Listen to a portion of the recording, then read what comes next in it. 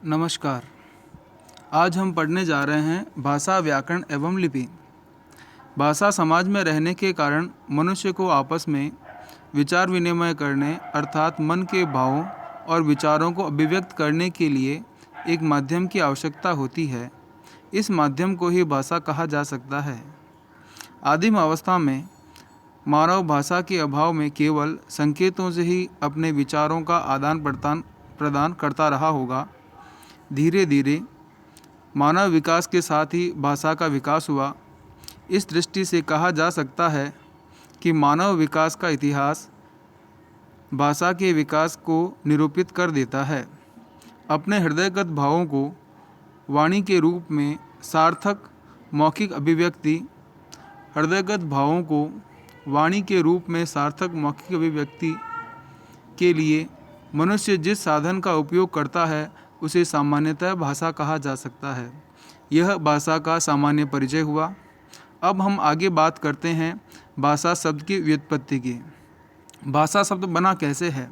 भाषा शब्द संस्कृत के भाष धातु से बना है। भाष धातु का अर्थ है भाष वक्तव्याः वाचि।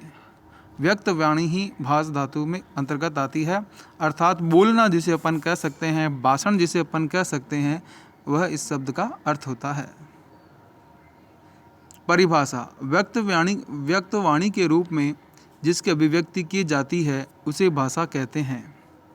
वास्तव में हम इस अनुभव से के अभ्यस्त हो गए हैं कि वक्ता और श्रोता वर्णमयी ध्वन्यात्मक भाषा द्वारा विचार विनिमय करते हैं, एक दूसरे के अभिप्राय को समझते हैं।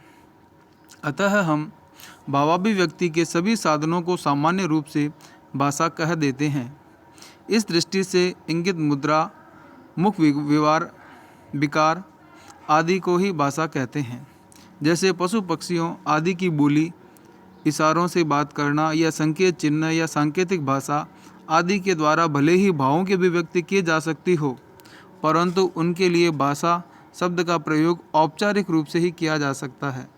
लेकिन मूल रूप से मानवीय व्यक्त वाणी ही को ही भाषा कहते हैं। भाषा के दो रूप हैं, मौखिक और लिखित।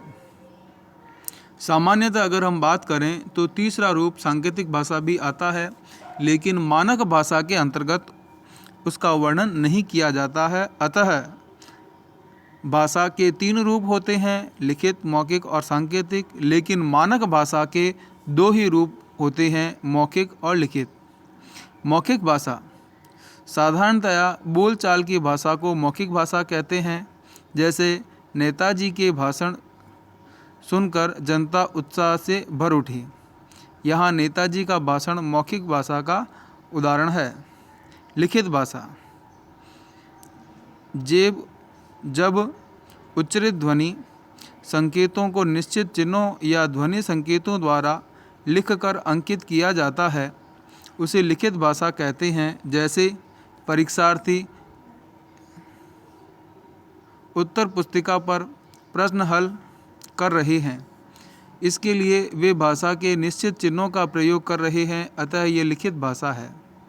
लिखित भाषा और मौखिक भाषा में अंतर: मौखिक रूप से बोलने पर छोटे छोटे वाक्य होते हैं, जबकि लिखित रूप में बड़े बड़े होते हैं। जैसे कादम्बरी ग्रंथ का एक एक पृष्ठ का एक वाक्य है। मौखिक भाषा स्वाभाविक होती है, जबकि लिखित भाषा कृत्रिम होती है। मौखिक भाषा पर स्थानीय बोलियों का प्रभाव होता है, जबकि लिखित रूप में नहीं होता, क्योंकि लेखक सतर्क होकर लिखता है। मौखिक भाषा परिवर्तनशील होती है, जबकि लिखित भाषा स्थिर होती है। मौखिक भाषा में सदैव ताजगी रहती है, जबकि लिखित भाषा रूढ़ और प्राचीनता से युक्त रहती है। भाषा के विविध रूप: अनेक व्यक्तियों के संपर्क में रहने के कारण भाषा के अनेक रूप होते हैं, जिन पर हम यहाँ विचार करेंगे। मूल भाषा: आज विश्व में बोली जाने वाली भाषाओं के मूल रूप में एक ही भाषा रही होगी, चाहे अभी हमें उसका ज्ञान नहीं है, किंतु भाषा के पारिवारिक वर्गीकरण में लगभग 10 भाषाओं को मान्यता दी जाती है। आधुनिक भारतीय आर्य भाषाओं की मूल भाषा भारोपीय परिवार है और इसमें संस्कृत जो है वो मूल भाषा के रूप में स्वीकार की गई है। विभाषा प्रांतीय या उप प्रांतीय आधार पर वर्गीकृत होने पर भाषाओं को विभाषा कहा जाता है। इन भाषाओं में शासन का कार्य संचालन भी होता है, जैसे पंजाबी, गुजराती, मराठी आदि। फिर आता है बोली। प्रांतीय स्तर के शासन कार्य के लिए प्रयुक्त न होकर मंडल स्तरीय पर स्वीकृत तथा उनमें साहित्यिक रचना भी होती हैं, उन भाषाओं को बोली कहते हैं, जैसे मगही, भोजपुरी, मालवी और ढूंढारी।